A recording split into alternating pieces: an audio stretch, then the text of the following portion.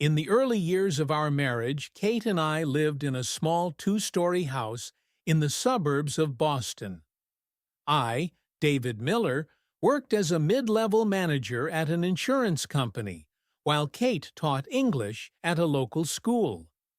Our life flowed steadily and predictably, as befitting a typical middle-class American family. Every morning began the same way. I would wake up at 6:30, do my exercises to the soft sound of rain tapping against the windows, which happened especially often in autumn, and then head downstairs to make breakfast. Kate always loved omelets with cheese and tomatoes, while I preferred black coffee with a hint of cinnamon. Our work bags stood neatly by the front door, lined up alongside our shoes. Our home was spacious, but not luxurious. 3 bedrooms, 2 bathrooms, a large living room with a fireplace that we only used on special occasions.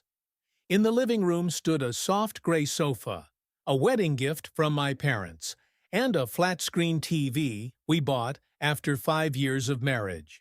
The walls were adorned with photos from our travels: Paris, Rome, San Francisco, each picture telling its own story.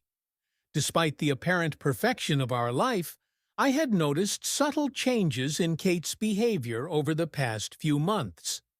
She started staying late at work more frequently, claiming she was holding extra tutoring sessions for students. Her phone was always with her, and when it rang, she would quickly retreat to another room to answer.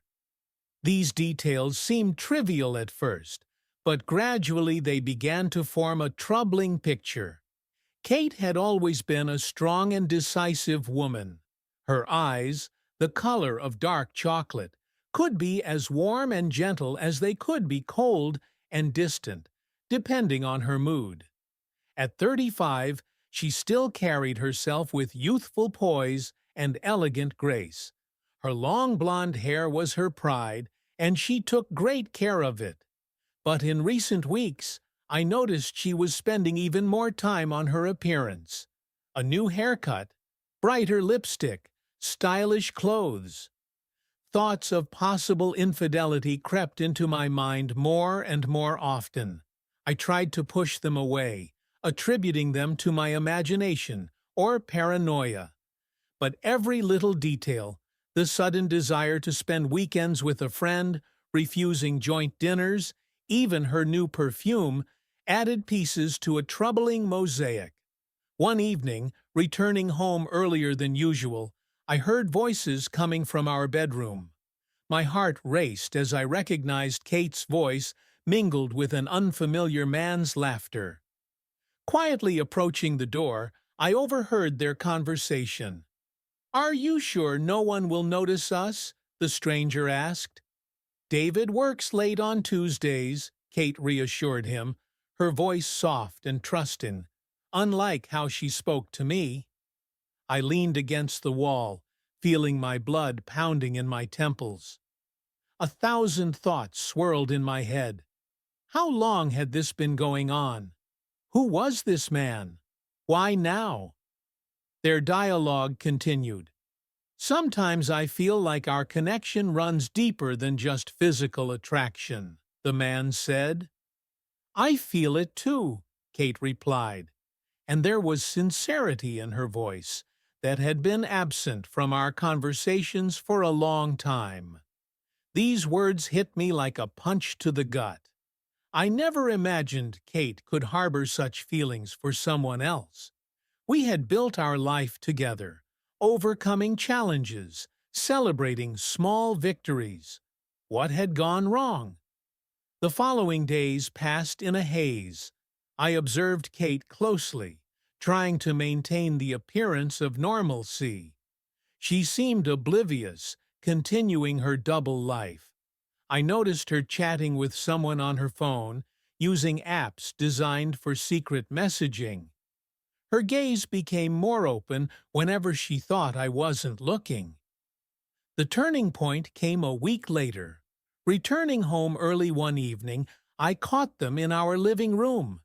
Jason White, the math teacher from Kate's school, whom I'd only seen briefly at school events, sat on our couch holding her hand. Their faces were so close I could read every emotion etched on them. "What's happening here?" My voice sounded hoarse, as if it belonged to someone else. Kate flinched, though she must have heard my car pull up. Jason jumped to his feet, clearly unsure what to say.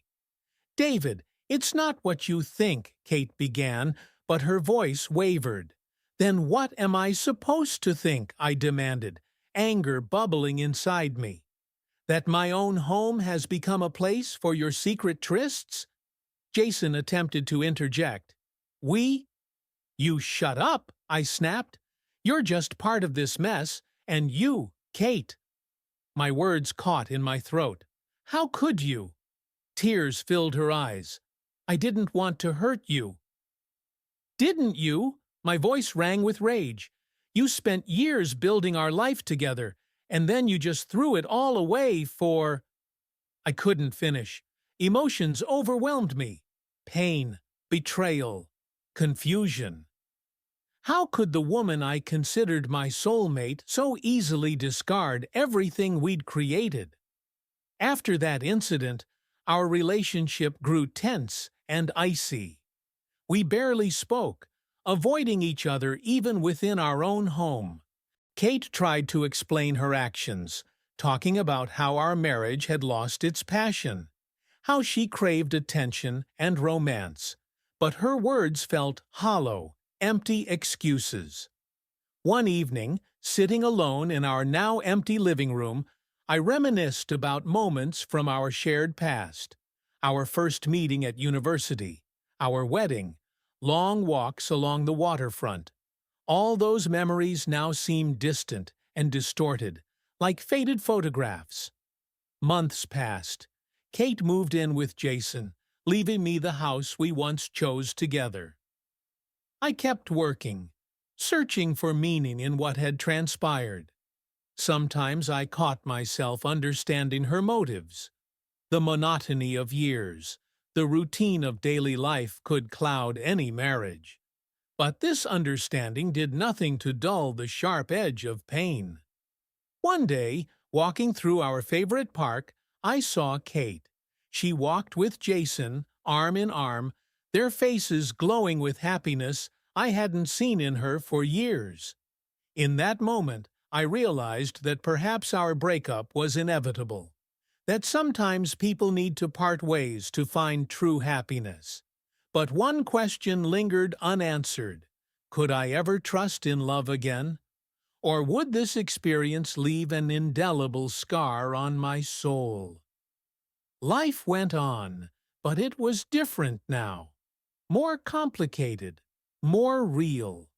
Only time would reveal my next step on this tangled path of human relationships.